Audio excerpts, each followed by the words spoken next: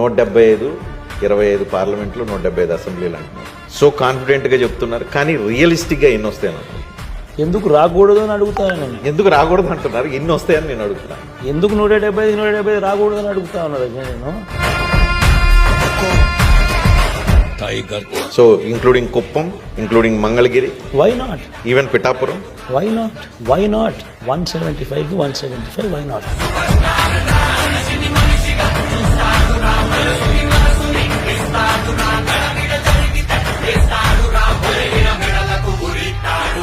జగన్ ఉంటే వాళ్ళ పిల్లల చదువులు బాగుపడతాయి, జగన్ ఉంటే వాళ్ళ భవిష్యత్తు బాగుపడుతుంది, జగన్ ఉంటే లంచాల వివక్ష లేకుండా డీబీటీ పాలన జరుగుతుంది, జగన్ ఉంటేనే, జగన్ కొనసాగితేనే పథకాలన్నీ కూడా కొనసాగుతాయి. మరి ఇన్ని మంచి ఉన్నప్పుడు వై నాట్ 175?